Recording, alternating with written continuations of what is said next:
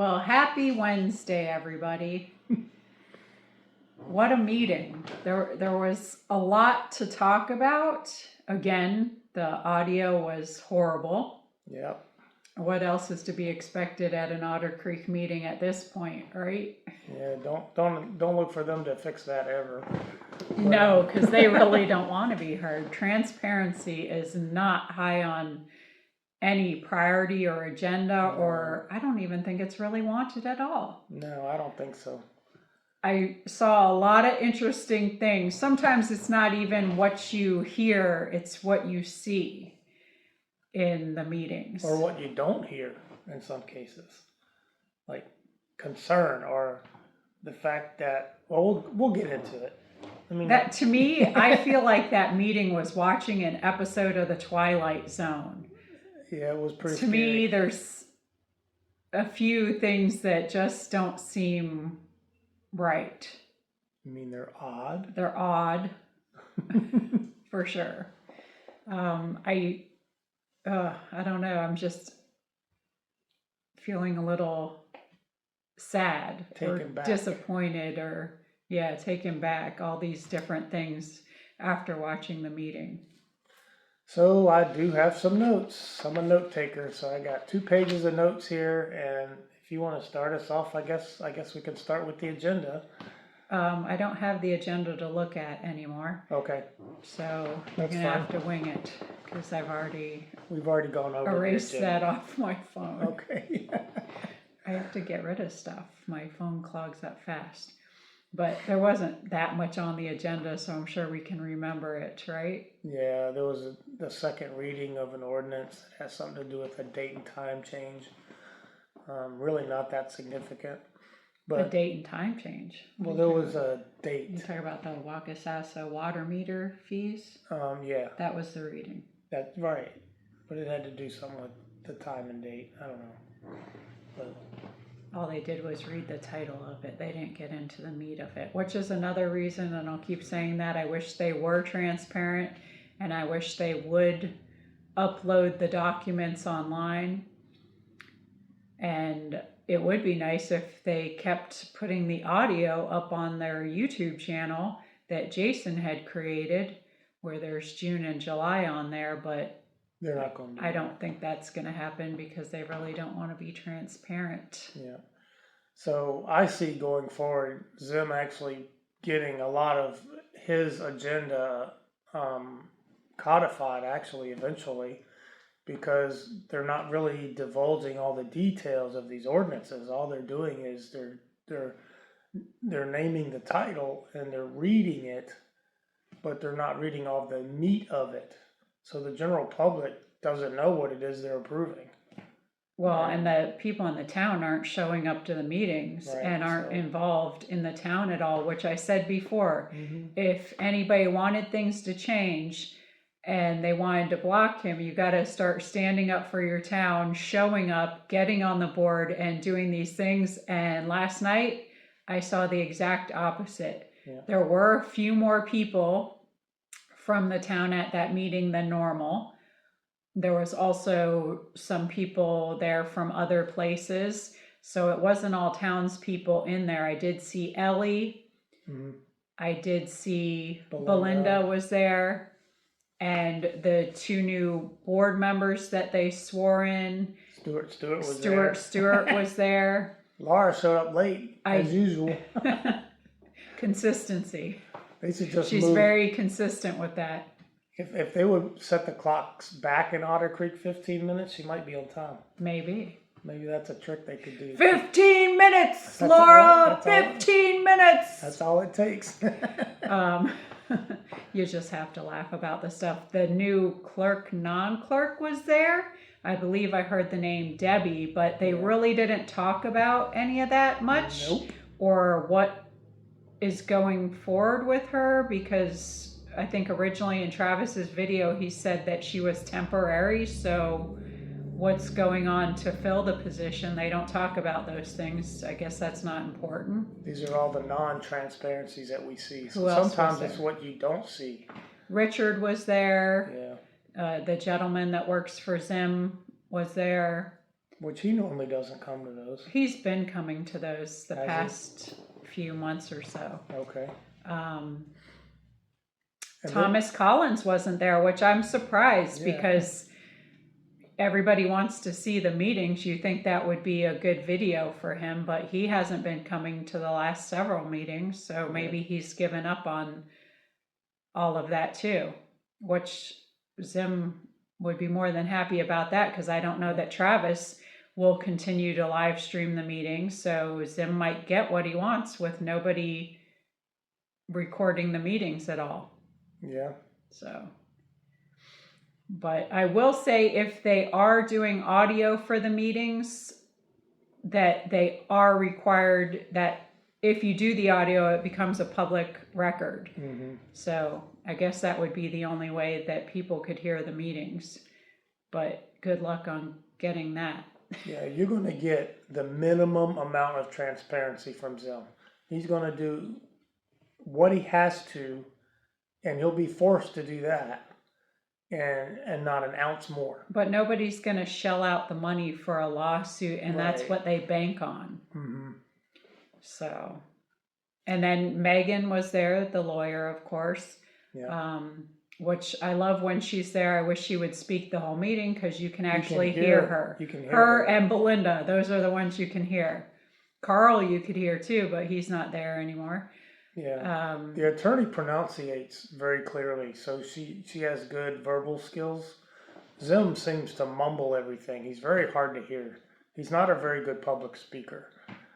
Some people think he does that on purpose, but I don't think it's on purpose. I don't think it's on purpose. I know, too, a lot of people were talking about when the signal froze for Travis. They're asking if there was a signal jammer and all those things. I have to really think that was just coincidental. Yeah. I know some people were saying that Zim even waved to the camera right before it happened. I didn't see that, but I didn't see that either. I believe that was all coincidental anyway. And some people are saying, I'm glad that he let Travis record. Well, he has no option. He has no choice. Because it's illegal to stop the recordings. If he had a choice, he would have stopped it. Believe that. So he absolutely has to let people record there. It is illegal to ban recording the public meetings. So, interesting. So what else? Oh, there's a lot of stuff. So they approved the agenda, they approved the minutes, I'm assuming, did the pledge and all that. That was kind of when they did, yeah. The video was froze, wasn't it? During that time? Yeah, it was starting to freeze up. So they got all that going, and the first thing, of course, was reading that Wackasassa water meter fee resolution. Mm-hmm. Then they moved on to the new business, which was the big moment. Who are these new board members? Yes. They did say that they got 5 letters of interest. But they didn't name the people. I'm very disappointed that they don't name the people. Again, it's a lack of transparency, I believe. Yep. So I don't know who all the 5 people are that put in, but I'm pretty sure I heard Laura say that she didn't even know who 2 of the people were. Right. So in a town of that size, to not know who the different people are is a little alarming. Yeah, but I can explain that. And we'll get into to be on the board, you're supposed to live there 6 months. Yes. So I don't understand a few things. Do they bend the rules to fill the vacancies? Because to run for the election to be on the board, I think that should mean no different. Right. No different rules. You have to live in the town for 6 months. So let's talk about the 2 people that got the seats. Okay, let's do that. I'm not surprised by Bobby. That was one of the ones that I had a good feeling was going to put in and be put on the board. I thought so too. So Bobby it sounded like it said Bobby Woods, but Woods is Rex's last name, and that would not make him his son-in-law, but that would be his actual son. But it's always been our understanding that he was a son-in-law, so his wife is his daughter. So either coincidentally they already had the same last names, or maybe he took on the wife's Or he took her last name. Does who that knows? happen? I don't know. These days, you never know. Yeah, who knows? But yeah, it's weird, but it's not a legal point. It doesn't really so, matter. I wasn't really surprised about Bobby. Right. I was hoping that Belinda put in a letter of interest and that she would be picked, and I don't really know if she did or not because they didn't announce who the different people were. We only know who 3 of them were. The 2 other people, I have no idea. So, who's this other person? Because I did hear that, first Rex nominated for Bobby to be put on there. Right. And then Laura had said Stuart.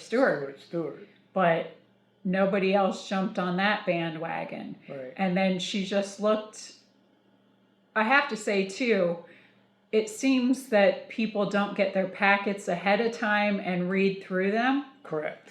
Which I feel like you should come to the meeting already knowing what's in there, unless there was, Zim did say there was a last minute one he threw in there. So I understand that one, but it does seem like there was a lot of last minute reading. So she looked a little puzzled, yeah, reading through all those entries, and it seemed to be... And she kept doing this. She ain't reading that It seemed to be a little bit maybe frustration. Yeah, I don't know. I don't know exactly what, but then she nominated Luke Nelson, which... Who is Luke Nelson? Who is Luke Nelson? Yeah. From what I gather, he just bought a house in Otter Creek. And that house is still listed as pending. It's not even registered through the appraiser's office yet. So that's pretty fresh. And I thought you had to live there 6 months to be on the board. So I'm a little puzzled by that. So, but he did seem to know Zim's guy, so he seems pretty familiar with everybody, or certain people, should I say. Right. So has he lived in Zim's RV park? That's what Zim would say. So I don't know. But if he was ever questioned about it, he'd have to produce receipts to prove his residency requirement. But no one's gonna question it. But so that's who the new board members are. I know I saw some chatter that they thought Ron was the new board member, but that's not true. The new person is Luke Nelson, not Ron. So there you have it. The new board members are Luke and Bobby. So, and Luke, if you look him up on the public forum Facebook, he's listed as a Jacksonville resident. So you can draw your own conclusions. I don't need to draw them for you, but this is a game that is played at times for residency. I say residency, quote unquote. But who knows? I mean, maybe he was living in the park and everything's legit. I don't know. Yeah, it's hard to say, but hopefully these are good additions to the board, but I don't know. I feel like we're all being duped. Yeah. I feel like the people in the town should have stood up more for their town and got more involved. They absolutely did not show up. Because from the way it looks from here, you just handed your town over. You just gave it up. So I don't expect a lot of things to change. No. I don't know if I should say the right way, the positive way, or just will it change in Zim's way. So wow. So, I've just been floored about it. So going forward, what's the future of Otter Creek look like? Well, Russell was right on one point, and we never said he was wrong about it. We still think Zim is a better option than Russell. we're disappointed with what Zim how he's turned out. I think neither one of character-wise. them should be on the board, and Yeah. that's my opinion. Neither one should be on the board. They both have been on the board and walked off when they didn't get their way. They've disqualified themselves with their behaviors and their commentary and their aggressive nature, like I'm speaking to Zim. The way he talks to people. I've heard this before. You can agitate Zim and then he gets very negative very fast. Normally when that happens in person, I just walk away. It's like, yeah, I must have got to him, I guess. Guess he didn't like me asking him about this or about that. But overall, we've never had any personal problems with Zim. All of this kind of is surprising us. But it's very new Yeah. to me. I mean, I've seen yellow flags, but right. almost everybody has some kind of yellow flag. So in general, what does this look like for Otter Creek going forward? I think it's going to be Zim's going to get his way on about everything that he decides to come up with as far as ordinances and enforcement. Yeah, because I don't even think, from what I saw last night, I don't even think Laura's going to go against him. No. Which I have to say, that whole thing surprises me, because before she was pretty adamant about how she didn't like him. Right. So, but I think she still doesn't like him, but it's more like frenemies, if that makes sense. Your enemies are your friends because, you see Stewart walked out yeah, as soon as he wasn't brought onto the board, and he's another one that I don't think should ever be on the board, because exactly showed himself he was only there. he's done this numerous He times. does it all the time. He's only there to be on the board. And that's Outside it. of that, he's He's not out. going to attend a meeting. So that just shows me he doesn't care about the town, so he shouldn't be on the board. I think very few of these people in the town care about their own town. They really don't care. They don't show up to the meetings. They don't make their opinions heard. They don't participate. They just hide under a rock, and I think they should unincorporate. they absolutely should, but don't look for that to happen anytime soon. No, That's not going to happen. definitely not. It's unfortunate, but again, let's go back to what I was asking. What does Otter Creek look like going forward? It just means that, well, as long as Megan is on board, Zim will kind of be in check legally as far as doing anything drastic. But I think he's accomplished what he wanted to accomplish. He wanted to build an RV park. Now, He still would like to change the terms to 4 years, yeah, so, but obviously when he's in the seat, yeah. like, it's kind of risky, I would think, at this point during an election, but you do have a lot of residents in the RV parks, so Yeah, this is it the- might not be so risky. Yeah, I mean, the RV parks, and Russell has said this, I don't know if he's ever said this on camera, but he's always had a concern, and don't think we're pro-Russell, I'm just pointing out a couple things that have come to light that he has said. And this is not false either, this is true. That he had always had a concern about. Well, it's in the emails back and forth with him, not with him because he doesn't do emails, with Mary and Mr. Worm. There was emails back and forth about the campgrounds. They were always and they really concerned didn't about, want, yeah. and that's why they were blocking permits and didn't want RV parks, because that would mean that Russell wouldn't be in control when elections came, because the people in the campgrounds wouldn't vote for him. Right. So it's like a double-edged sword, really. Yeah, but what Russell what he fails to see too is he could also pander to those RV park people too, but he just doesn't. He won't come in the campground if he's not wanted there by the owners, and I mean, rightfully so, but they can't really stop him from talking to the residents. But that's what Meet the Candidate was all about. Remember when you ran, there was a Meet the Candidate? That was a chance. That was the first time that was done. That was a chance for People to get people out like and Russell ask and questions. Stewart and Laura Mott who didn't show up. That was a chance for them to meet the new residents in the park and actually answer their Right. questions. I also went door to door, Yeah. and Russell would go door to door, but only to the people that he knows. Yeah, he would only go to his supporters.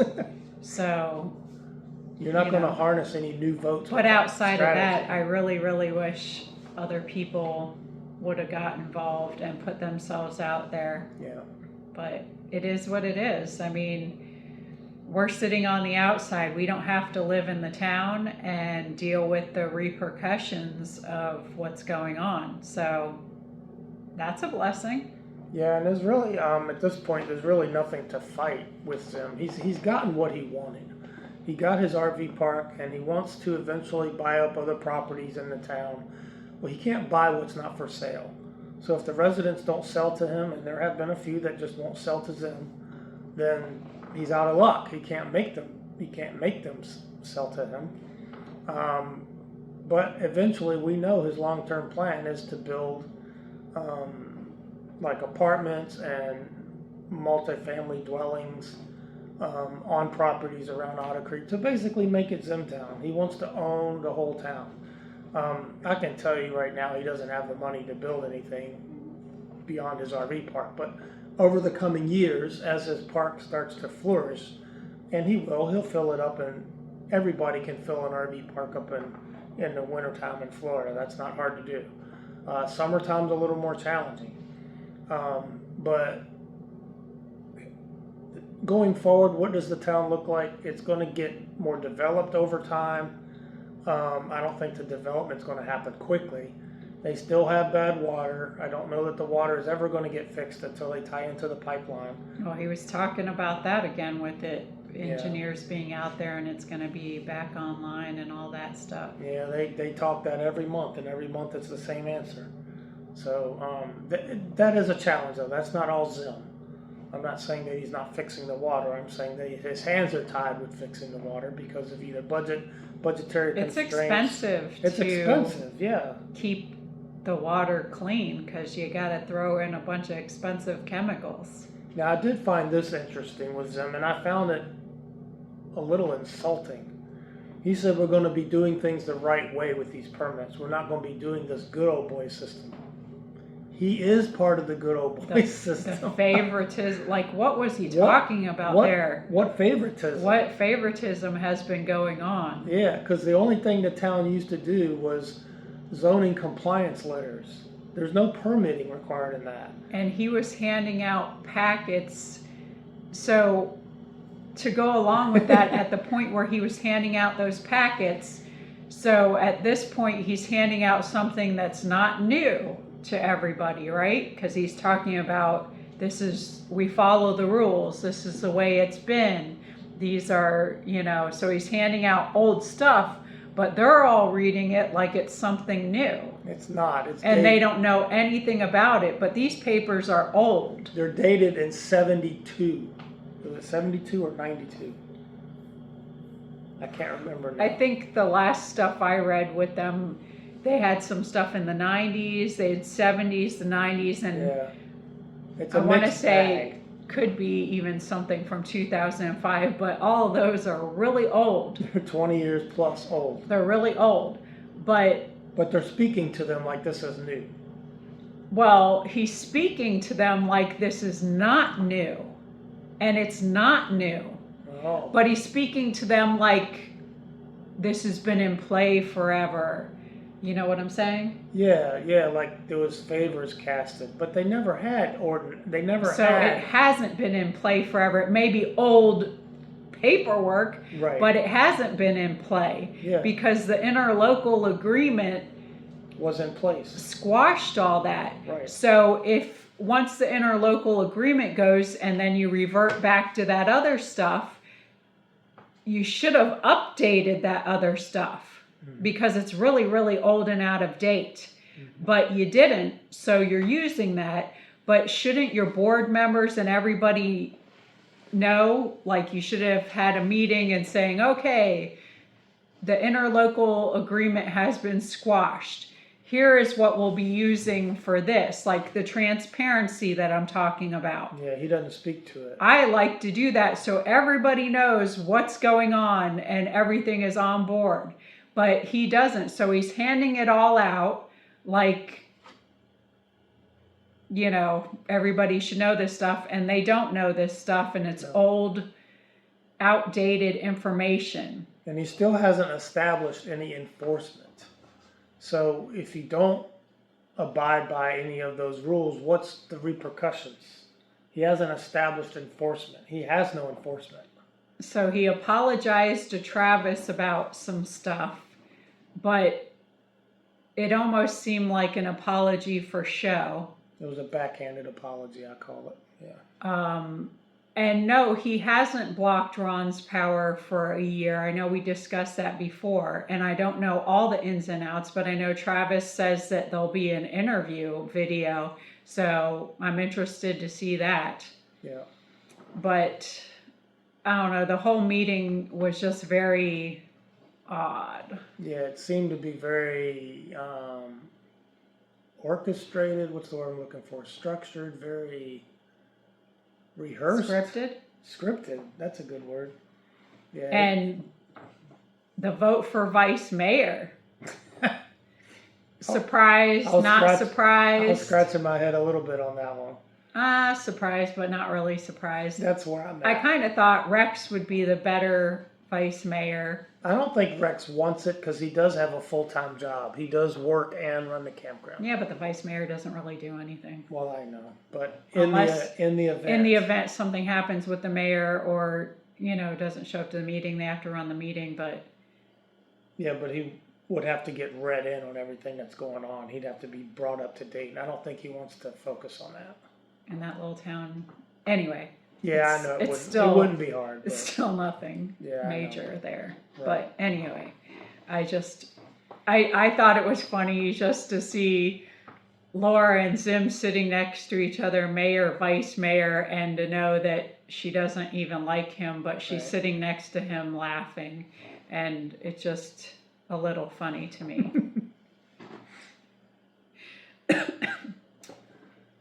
Okay, so there might be some comments from people saying, well, can Rex have his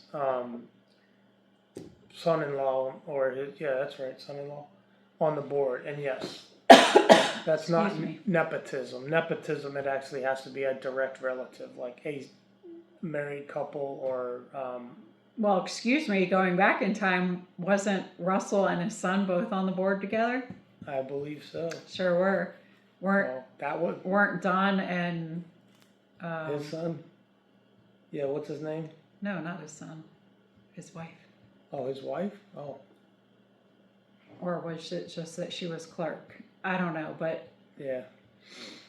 But nepotism, if you look up nepotism, it doesn't fall into nepotism. So yeah, I just wanted to mention that it's not nepotism because there's not a direct relation.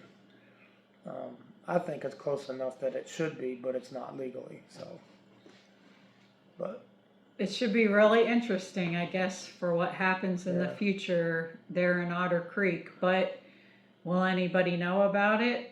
I don't know, because I doubt it's going to be live streamed. I don't know that Travis is going to keep going. Looking at the very end of Travis's last video on this meeting, he seemed very, and I don't want to put words in his mouth, but he seemed very taken back by the whole thing. Well, it's very frustrating. That's Otter Creek for you. There you go. It's very frustrating dealing with Otter Creek, and it takes a lot of energy away from you. It does. There's so much negativity, and that's what, that's one of the reasons I couldn't wait to leave that town, is you don't have support. There's not the backing. There's a lot of this. It takes a lot of your energy and your mental health to live in that town. Is it worth it? And he doesn't even live in the town. Yeah. But it can be very defeating feeling and just deflating. Negative. It's negative energy. It's a bad way to live. It's not good for your health. Yeah. So, I mean, personally, I've said before, if I were Travis, I'd take my money and invest it in another town that's worthy of it, because it doesn't seem that Otter Creek wants all that. There's no draw to Otter Creek. I mean, in my opinion, and this is my opinion, so you can bash me, but I think Zim put a luxury resort RV park in the projects. That's my summary of the whole business model that he has, but that's his business model. Good luck with him. You know, maybe things will change in the future, but it's going to be way in the future. Way in the future.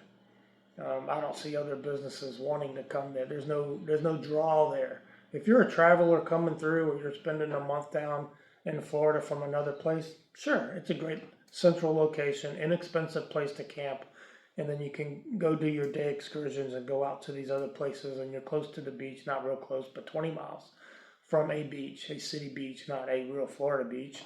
But you can visit a few areas in the area in that month, and it's great for that. It's inexpensive, and you know, Chiefland is also inexpensive, so you can explore the area for those reasons. But I don't really, outside of the campground that I bought there to try to expand and make better and improve its dilapidated state. I saw an attraction for that reason, but I would have never bought a house there to just live in a house. I mean, there's nothing there to draw you there. That's just me personally. I can have my own opinion about myself, but if it wasn't for the RV park, I would have never moved there. It wouldn't have even popped up on my radar. But different strokes for different folks. That's what makes the world a beautiful place, right? Sure. We don't always share the same opinion. And sometimes I'm more opinionated than she is. So. Sometimes. So the community center, I have heard comments about the community center doesn't get talked about much.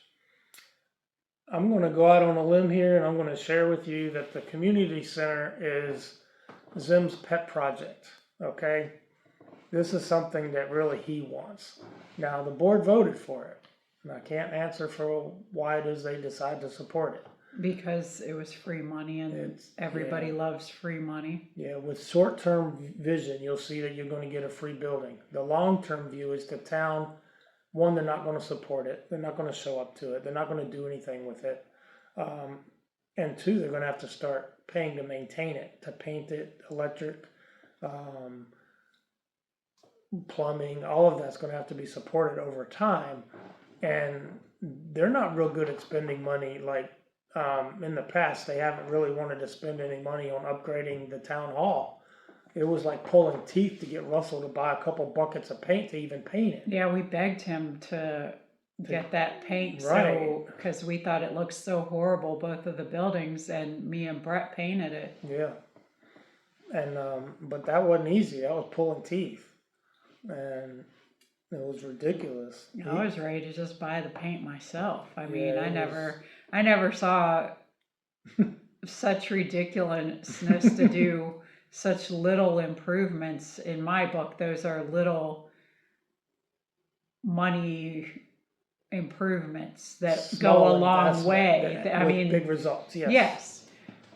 So I haven't had enough coffee this morning yet, so I can't even form my sentences right. But that whole town, I don't know, it's just the twilight zone. You know, when we left out of there, that's what I said, we're leaving the twilight zone. And you didn't know how accurate that was. No, I didn't know how accurate it was, but it just keeps slapping me in the face all the time. Yeah, so. And I feel sad for the good people that live there, but. I mean, they kind of asked for this. They asked for this because they don't get involved. They want a town, but they don't want to be involved. Yeah, but you'll have a couple of few that try, but it's very exhausting when you don't have people supporting you. Can you imagine if the whole town, or at least 75% of the town, was like this, was energetic and it would be an awesome town. It could be an awesome town, and that was my hopes, but it's never going to happen. Believe me, we threw every log on the fire to get that fire ignited, and it's just not going to happen. I feel like that place took a lot of life out of me. Yeah. There's days where I'm like, why are we still talking about this place? Yeah. Because it's really draining even just to talk about it, because you had such hopes and dreams for the place, and you invested so much of yourself into the place. It's hard to kind of let go, but talking about it is just as upsetting as the feeling of living there. Yeah, so we do these videos because there's a number of you, and if you look at the numbers, it's what you guys are interested in seeing and hearing about. but we Right. try to keep it to a real minimum. And I'm sure in the future, it'll become less and less again. It did flare up for a little bit, right. but for mental health reasons, sometimes you just got to step away from different things because it's almost like beating a dead horse. And I don't think things are going to ever really change for the right there. There's not enough people there that are willing to step forward and do the right thing. There's some great people there, but they're outnumbered by the vast majority of people that just don't care. So it's probably an 8-to-2 ratio. So as far as the community center, I do believe they still have to find more funding if they want to pick that back up. Okay. So if I'm not mistaken, that last time they had voted on anything, it was just to release all that so that they could go after more funding. But with all the clerk changes, I don't know how experienced this new clerk, non-clerk is, or how long they'll be there, or any details about the knowledge. And you have to have knowledge of grants as well. So I don't know where that's going to go or what the future holds for the community center. Yeah. If anything happens, I don't see it happening anytime soon. Yeah. And I really think the community center is going to be a huge bust and a huge waste of money. Government funds, town funds. But it's Zim's little pet project, and he'll somehow incorporate it with his campground, and that's how it'll benefit him. It's all about how it benefits him in the end. They did talk about the planning and zoning more, because now with all these permit issues going on and being brought to the forefront here, he's got to start really focusing on getting something in place. Yeah, he needs ordinances, which we keep talking about. He needs enforcement, which we keep talking about. So they're talking about needing to form a zoning board. Yeah, planning and zoning board. And needing alternate members. So I guess that'll be the highlight of what they're doing going forward. Because that's the first step in getting a permit. Is first you have to have the planning and zoning. That should have been put in place way back when. He's putting the cart way before the horse. So it's and now the horse is catching up to that the nobody cart. really needed permits. But who got permits for anything in between that time and current day? Are those the people that got the favors? The ones we don't hear about? The only permits I know between the time that we closed ours out and Zim started with his, that time frame, is probably Tina and I forget his name. Brian. Tina and Brian's place with the shed or the garage they built, but that's the only one I'm aware of. But well, a lot can happen in that little town that nobody's aware of. Obviously, yes. Some good, mostly bad. So. But we wish the best for Otter Creek. We do hope they get back on the right track.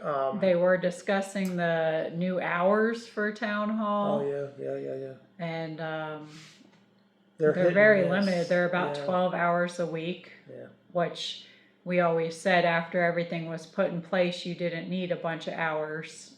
Yeah. For anything. And they're training a new clerk, Zim said, but who's training her? Because Zim doesn't know anything about clerking.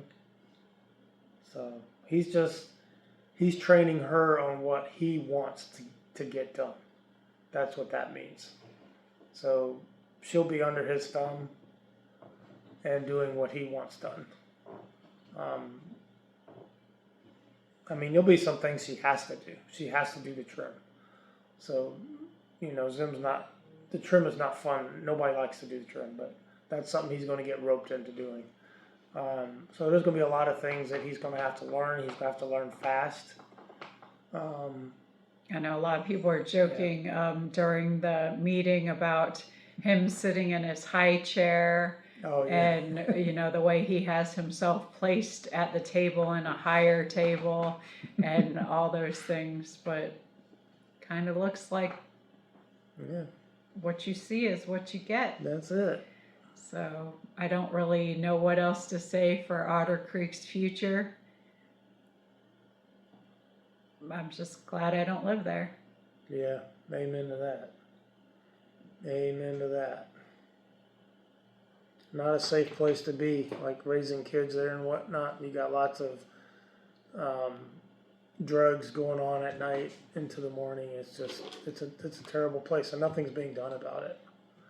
And you got a lot of these rules and laws that Zim keeps repeating himself over and over. We want to follow the procedures. We want to follow the procedures. Well, it would be nice if he would lay out what those procedures are. Does that mean they're gonna start doing public records requests and answering people's emails? That's something he's required to do. Now, the only enforcement would be to go hire an attorney. And he's banking on the fact that no one's going to do that. Right. And he's probably right. At what point? I wouldn't waste my money. What's the point? Yeah.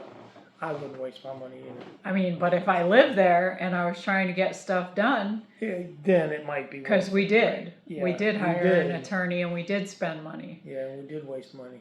I mean, you got to do what you got to do. But, yeah. You think that wraps it up? Pretty much. I mean, it just, to me, it's very dismal. Unfortunately, I didn't sleep very well last night. I don't know why all these things still bother me the way that they do. Yeah, I know. Yeah. I guess you just got to unplug from it. Basically, and that's why I talk about not wanting to talk about it so much, because we're really trying not to talk about it. It does bother me. The direction that the town is going in does bother me. And I guess that's just because I feel like I put so much of myself into that town. And what bothers me too is that we had such high hopes. It was right on the cusp, right on the brink of all positive going forward and great community. And then it's like one too many straws on the camel's back, and then the camel broke. It's like, man, what could have been? What could have been? And then some people will even say, well, you know, you guys supported Zim and all that, but honestly, who was there really to choose from? Yeah, look at the choices. So you're weighing stuff out, and there's not the involvement that needed to be there, and there still isn't. So, there still isn't. Yeah. Like I said, it's just very disappointing. And so I did ask. I did see a question that who is it on the board that you would support? Like right now, who would you hold in high regard? Well, we only know a little bit of Bobby. Bobby's kind of shy. I don't know a whole lot about Bobby. I'm not going to. Are we talking about the new people or everybody? All five.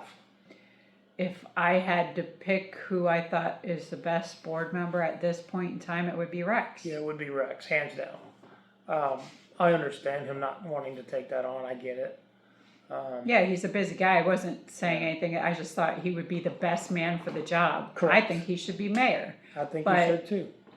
I know. One day.